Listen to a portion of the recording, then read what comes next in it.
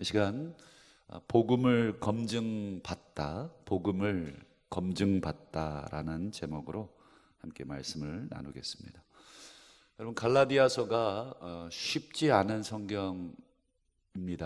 왜냐하면 모든 편지가 그렇듯이 모든 편지는 다 개인과 개인 사이에 전해지는 내용이기 때문에 막 자세하게 기록해 놓지 않고 서로 아는 내용은 어떻게 합니까?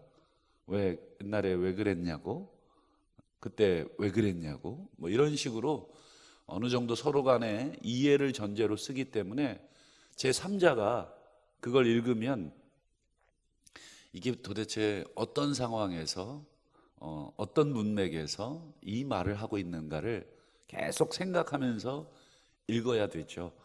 그래서 여러분, 뭐 다른 사람의 글이나 또 다른 사람의 특별히 편지, 이런 것들은 해석해내기가 여간 쉽지 않습니다. 그런 면에서 바울도 이건 갈라디아 교인들에게 2000년 전에 우리말도 아니라 헬라어로 이렇게 보낸 편지를 다시 번역을 거쳐서 오늘 우리의 손에 들려졌기 때문에 이거를 쉽게 이해한다는 것은 어렵고, 또 완벽하게 이해했다, 이건 거짓말입니다. 확실하게 이해할 수 있는 것은 없고, 다만 몇 가지 가능성을 우리가 보게 돼야 됩니다. 그래서 여러분, 핵심은, 갈라디아서를 바울이 쓴 핵심만큼은 분명하죠. 갈라디아서를 왜 썼습니까? 바울이 1차 전도여행을 마치고 와서 무슨 소문을 들었냐면, 이 갈라디아 지역에 있는 본인이 전도했던 교회들, 이고니온, 루스드라, 더베, 그 다음에 비시디아, 안디옥, 이쪽이 전부 다 이제 남부 지역에, 터키 남부 지역에 있는 교회들 아닙니까? 다 본인이 또 개척을 했습니다. 근데 전도여행을 마치고 와서 보니까 무슨 소문이 들리냐면, 이 유대 예루살렘에서부터 이 거짓 형제들이 와서 바울을 엄청스럽게 까놓은 겁니다. 여러분, 바울이 없는 사이에 거짓 형제들이 와서 바울을 일단은 뭐부터 깠냐면, 일단 외모를 먼저 이렇게 막 비난을 합니다. 생긴 거 봤냐? 그리고 여러분 아시는 것처럼 바울은 눈에 질환이 있었습니다. 다메섹 도상에서 큰 빛을 보고 이 눈에 이 질환이 있었습니다. 그래서 그 처음에는 갈라디아 지역의 교인들이 바울의 그런 딱한 상황을 보고, 나중에 이제 살펴보겠습니다만, 너희가 나를 위해 너희들의 뭐까지도 빼주고 싶어 했다 그래요? 눈까지도 빼주고 싶어 했다. 그러니까 눈이 안 좋은 바울을 보고, 어떡하냐, 내 눈이라도 대신 드리고 싶어요. 왜 그러지 않습니까? 우리가 우리 자녀들이 아프면 부모의 마음이 어때요? 대신이라도 아파주고 싶은 마음 아니겠습니까? 그것처럼 처음에는 바울이 갈라디아 지역에 전도를 했을 때 관계가 어땠습니까? 좋았죠. 그리고 육체의 질병도 별로 그렇게 문제를 삼지 않았죠. 근데 바울이 이제 떠나고 나서 유다로부터 이 거짓 선지자, 거짓 형제들이 와서는 바울을 하나하나 다 비난하는 겁니다. 걔가 사도가 맞냐? 12사도도 아니었지 않냐? 그리고 외모도 그렇고 질병도 있고, 또 뭐예요? 결정적으로 바울이 가르친 복음은 몇 프로 부족하냐면 2% 부족하다. 막 이렇게 해가면서 바울이 전해준 복음을 계속해서 비난하기 시작을 합니다. 그래서 바울이 참 이런 말을 잘 안 쓰는데 다짜고짜 저주를 퍼붓죠. 우리 1장 8절과 9절 기억하시죠? 저주를 받아라. 9절도 보면 저주를 받아라. 2번씩이나 바울은 강력하게 대응합니다.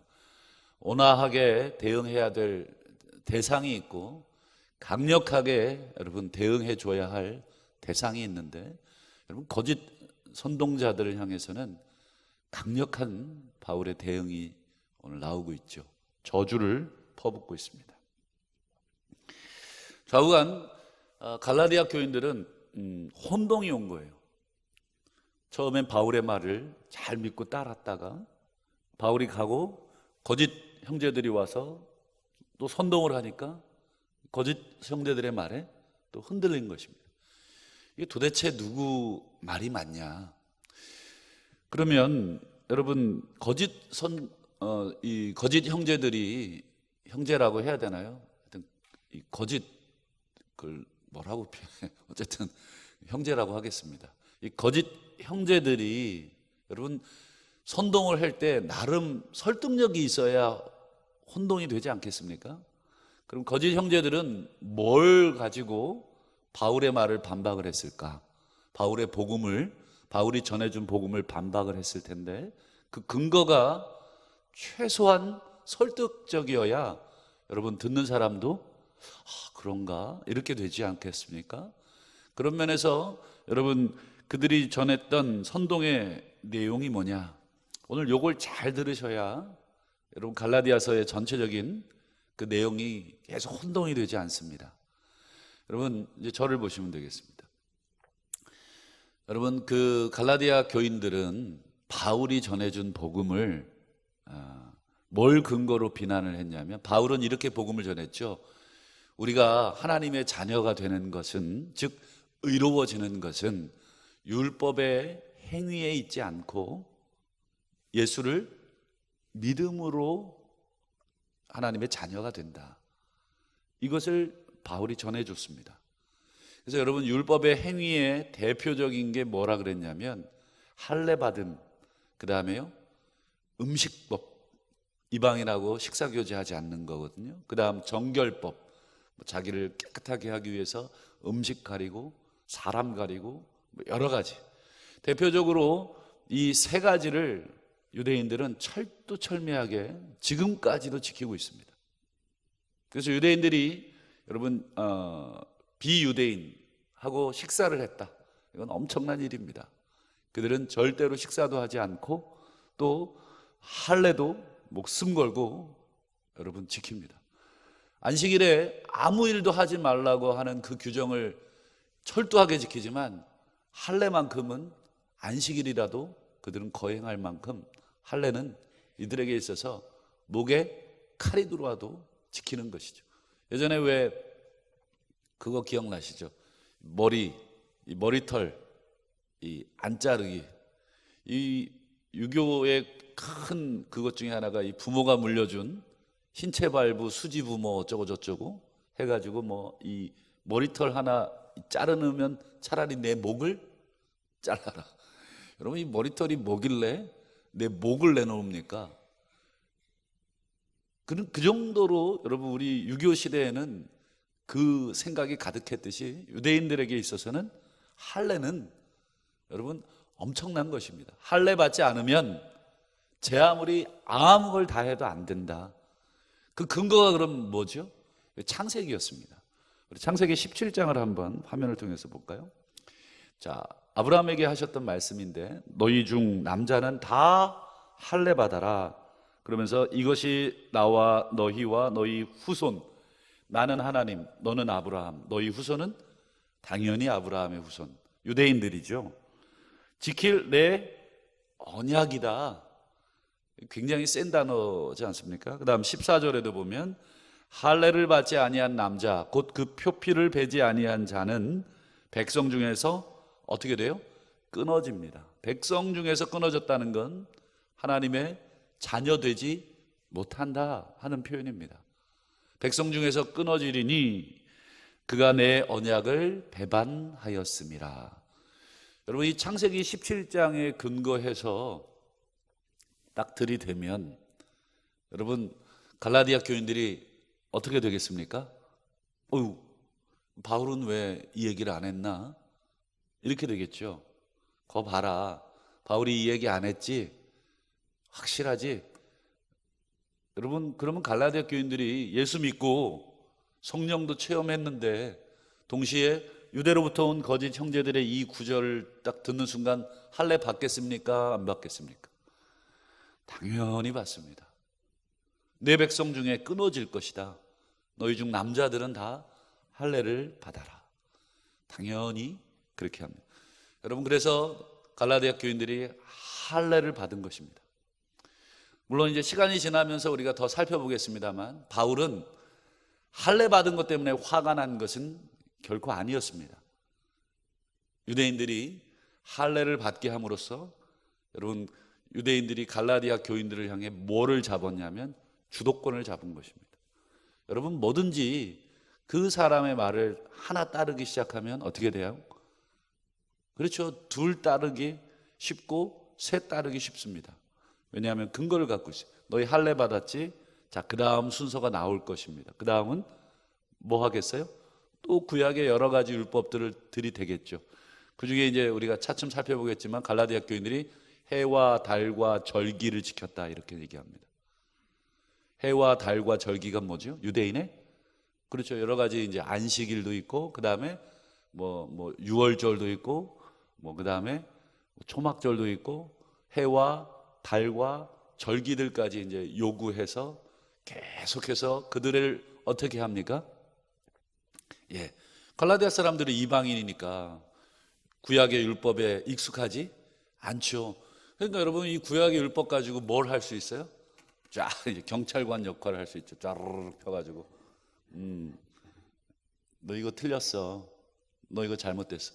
여러분, 우리가 법을 모르면 어떻게 돼요? 된통 그냥 당하면 돼요. 교통법규 잘 모르지 않습니까? 그러면 그냥 당하면 돼요.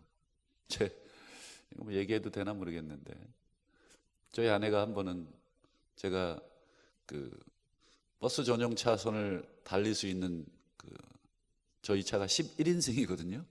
그래서 여보, 우리 차는 버스 전용차로 달릴 수 있어. 제가 그렇게 얘기를 해줬어요. 저는 당연히 경부고속도로를 얘기한 거거든요. 경부고속도로 제한된 시간에 6명이 타면 버스 전용차를 달려. 그랬더니 어느 날 집에 딱지가 날라왔어요. 8만 원짜리인가? 그래서 봤더니 버스 전용차로 위반 딱지예요. 그래서 가만 보니까 내가 운전한 날짜는 아니고, 그러면 저 아니면 저긴데 물어봤죠. 그랬더니 버스 전용차로 달렸다는 거예요. 그래서 왜 달렸냐 그랬더니 아니, 당신이 달릴 수 있다며.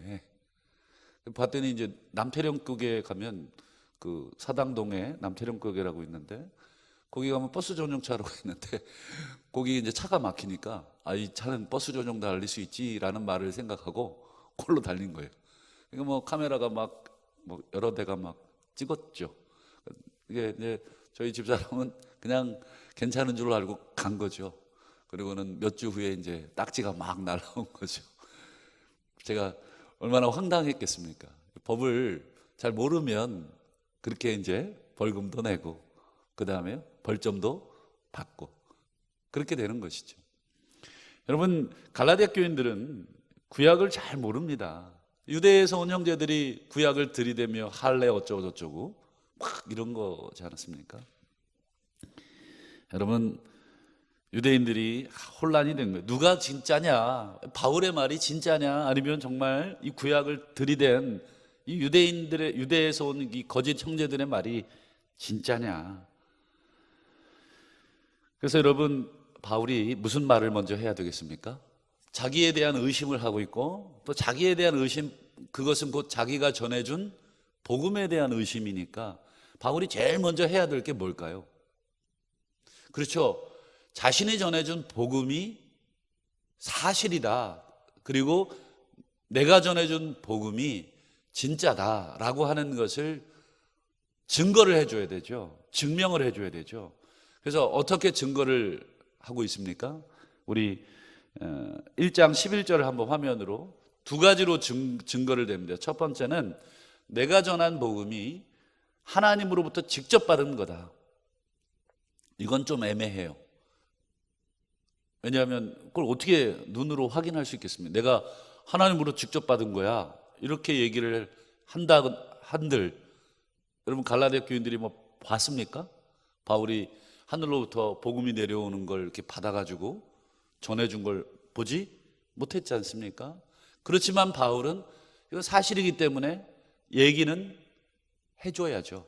그래서 1장 11절을 보면 형제들아 내가 너희에게 알게 하노니 내가 전한 복음은 뭐예요? 사람의 뜻을 따라 된 것 아니다. 일단 사람에게 받은 게 아니다.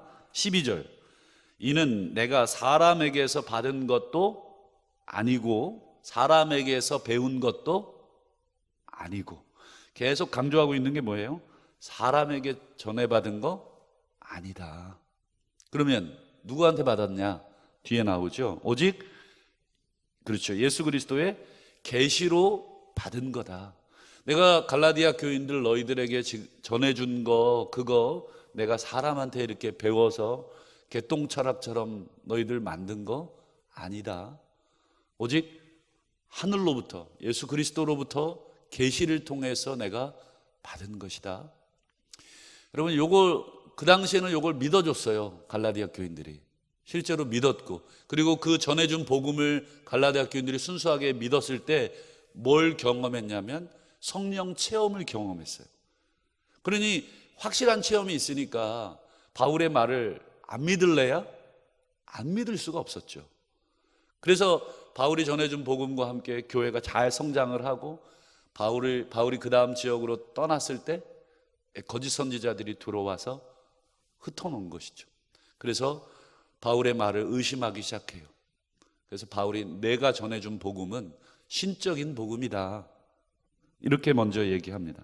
그리고는 하나를 더 얘기합니다. 두 번째 얘기를 해야 됩니다.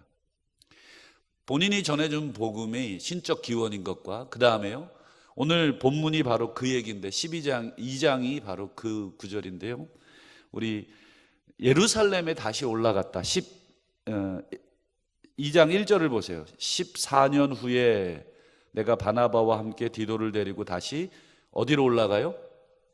예루살렘에 갔다. 갑자기 바울이 예루살렘 올라간 얘기를 하고 있습니다. 갑자기 뜬금없는 얘기를 한 것처럼 느껴집니다. 왜 예루살렘 올라간 얘기 못하러 얘기하나? 근데 바울이 이유가 있겠죠. 이 짧은 편지 속에 내가 한가롭게 야 예루살렘 성지순례 다녀와서 이 얘기한 건 아니겠죠. 예루살렘 가서 뭘 하고 왔냐, 이게 중요한 거죠. 그래서 바울이 예루살렘에 올라가서 누구 만난 얘기하냐면 2장 9절을 한번 볼까요? 2장 9절에 또 기둥같이 여기는 야고보, 게바, 요한. 게바는 베드로죠. 야고보, 베드로, 요한. 소위 말해서 여러분 예수님의 12제자 중에 가운데 최측근 3인방이 누구예요? 그렇죠. 요거 지금 나오는 야고보, 베드로, 요한이 최측근 3인방입니다. 그러니까 다 12명을 다 예수님이 데리고 다니셨지만 특별한 어떤 일이나 어떤 사건이 있을 때 요 3명만 데리고 가신 적이 많아요. 예를 들면 변화산, 그때도 요 3명만 데리고 갑니다. 그리고 어쨌든 특별한 어떤 측근으로서 이 여러 면에서 이 3명이 나왔고, 이 3명이 초대교회에도 중요한 역할을 또 수행을 하고 있었어요. 그래서 야고보, 게바, 요한, 이 3명을 만났다는 거예요. 만나서 여러분 뭐 했을까요? 이게 중요합니다. 만나서 뭐 했냐면 자신이 전하고 다니는 그 복음, 이방 지역에 갈라디아 교회를 비롯해 여러 지역에 자신이 지금 돌아다니면서 복음을 전하고 있는데 그 전한 복음을 이 예루살렘 교회 지도자들에게 뭘 하고 있냐면 제시하고 있는 거예요. 여러분, 그 제시한 이유가 중요합니다. 왜요? 여러분, 개똥 철학도 나 혼자 옳다고 주장하면 의미가 있습니까? 의미가 없죠. 항상 내 개인의 철학도 누군가가 동의해 줘야 하고 누군가가 수긍해 줘야지 그 철학이 성립되는 것처럼 바울이 이방인 지역을 돌아다니면서 막 복음을 전해요. 율법의 행위, 할례, 음식법 이런 거 아니고 예수 믿어 구원받는다. 예수 믿어야 예수를 믿음으로 우리가 하나님의 자녀가 되는 것이지 할례를 받는다고 하나님의 자녀가 되는 것이 아니다. 누가 들어도 이건 바울의 개똥 철학이거든요. 말도 안 되는 말이고 그 당시에는 아무도 이렇게 얘기하지 않았거든요. 그러니까 바울이 이렇게 얘기하고 다니는 것이, 야, 나는 하나님으로부터, 예수님으로부터 계시받은 내용이야, 아무리 우겨도 다른 사람에 의해서 받아들여지지 않으면 이게 향후에도 어렵습니다. 그래서 여러분, 예루살렘 본교회에 올라가 그들의 최고 지도자들에게 자신이 전하고 다니는 복음을 설명한 것이죠. 그래서 여러분, 2장 2절을 한번 볼까요? 자, 계시를 따라 올라가. 이건 어떤 계시인지는 정확하게 말을 하지 않기 때문에 이것도 뭐 애매합니다. 어쨌든 계시를 따라 올라가 내가 이방 가운데서 전하는 복음, 이게 중요한 말입니다. 내가 이방 가운데서 전하는 복음, 이게 지금 바울이 전하고 있는 할례가 아니라 예수 믿음으로 구원받는다라고 하는 그 복음을 누구에게 제시합니까? 그들은 누구예요? 야고보, 게바, 요한, 예루살렘의 지도자들에게 내가 제시했다. 이 제시했다는 단어를 우리 사전을 찾아보면 내가 설명도 하고 질문도 받았다, 이런 뜻입니다. 그러니까 막 혼자 떠든 게 아니라 혼자 떠들고 나서 그 다음에 질문을 받고 또 거기에 따른 답을 주고, 그러니까 충분히 예루살렘 지도자들과 내가 전한 복음이 맞는지 다른지 어떤 시간을 가진 거예요? 검증의 시간을 가졌다 하는 것입니다. 그 검증 결과 여러분 어떻게 됐냐면 9절 볼까요? 또 기둥같이 여기는 야고보, 게바, 요한, 이 지도자들을 기둥같이 여긴다는 표현을 쓴 이유가 있겠죠. 이들은 신뢰받을 만한 분들이고 교회의 지도자들이기 때문에 이분들이 오케이 해주면 어떻게 되는 거예요? 되는 것입니다. 그래서 기둥같이 여기는 야고보, 게바, 요한이 그 다음 내게 주신 은혜를 알므로, 바울에게 주신 은혜가 뭐냐면 이방인들에게 이 복음을 전하라 하신 하나님의 은혜, 예수님의 은혜를 알므로 나와 바나바에게 뭘 청했습니까? 친교의 악수. 여러분, 친교의 악수라는 말이 뭐예요? 그냥 자기가 하는 게 아니라 동의했다는 것입니다. 너랑 나랑, 너희랑 우리랑 이제 같은 것을 전하고 있는 것이다. 동의하는 의미의 악수를 했다는 거죠. 즉 바울의 말에, 바울의 복음에 예루살렘 지도자들도 어떻게 해줬어요? 동의해줬다. 그래서 우리는 이방인에게로, 무할례자들이죠. 그리고 그들은, 예루살렘 지도자들은 할례자에게로 복음을 투트랙으로 나눠서 전한 것이죠. 너희들은 예루살렘과 유대인들을 상대로 복음을 전해라. 우리는 이방인들을 상대로 복음을 전하게. 근데 대상은 다르지만 복음의 핵심인 예수를 믿음으로 구원받는다라고 하는 이것은 베드로나 바울이나 요한이나 다 똑같다. 바울이 지금 예루살렘 올라간 얘기를 왜 했는지를 여러분 이제 여기까지만 오늘 시간상 살피겠습니다. 좌우간 바울은 자신의 갈라디아 교인들에게 전해준 복음을 뭐 변호할 필요가 사실은 없었지만 가만히 들어온 거짓 형제들의 거짓 소문과 거짓 복음 때문에 단호한 입장을 취할 필요가 있었고, 그래서 굳이 설명하지 않아도 될 예루살렘 교회에 내가 올라가서 내가 너희들에게 전해준 복음을 검증받았다라고 하는 이 얘기까지 오늘 2장 1절에서 10절까지 다시 한번 자신의 과거 경험을, 과거 이야기를 꺼내가면서, 어찌 보면 구차한 얘기 아니겠어요? 내가 이렇게까지 이 얘기를 안 해도 너희들에게 내가 괜찮지만 너희들이 하도 나를 의심하고 오히려 거짓 형제들의 말을 더 신뢰하니 내가 이 화가 나서, 그래서 바울이 뭐라 그래요? 이 멍청이들아, 이렇게 얘기합니다. 3장 1절에 보면 어리석다라는 말이 되어 있죠. 이게 이제 멍청아 이런 뜻입니다. 그렇게 못 깨달아 듣냐? 이 바보들아. 지금 얼마나 화가 났는지 여러분, 바울이 이렇게 얘기를 하고 있습니다.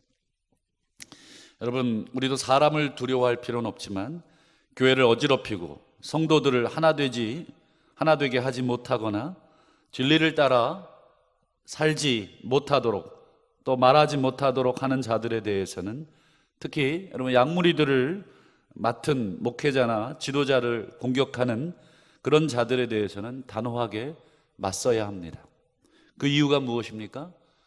우리 개인을 위해서가 아니라 바로 예수 그리스도께서 핏값으로 세우신 교회를 보호하기 위해서입니다. 여러분, 바울은 갈라디아 교회를 여러분 그렇게 변호할 이유가 사실 개인적으로 보면 없습니다. 그러나 자신이 세운 교회였지만 그 교회는 자신의 것이 아니고 하나님의 것이기 때문에 이렇게 핏대를 올려가며 설명하고 있고 화를 내고 있는 것입니다. 바울은 갈라디아 교회를 보호하기 위해서 자신은 한시도 그들에게 복종하지 아니했다. 그리고 그들의 거짓 교리뿐만 아니라 진리를 따라 살지 못하는 그들의 더러운 삶을 호되게 꾸짖고 있습니다. 여러분, 교리적으로 약간의 오해를 할 수는 있습니다. 그런 자들은 온유함으로 가르치면 됩니다. 그러나 진리를 따라 바르게 살지 않으면서 성도들로 하여금 하나님의 뜻에 어긋난 삶을 살도록 선동하는 자들에게는 저주가 있기를 바랍니다. 하나님께서 그들을 처단해 주시기를 바랍니다. 그런 면에서 오늘 우리는 바울에게 배울 필요가 있습니다. 오늘 하루도 우리가 진리를 믿는 것뿐 아니라 진리를 바르게 여러분 살아내는 것, 그것이 오늘 우리에게 중요한 것입니다.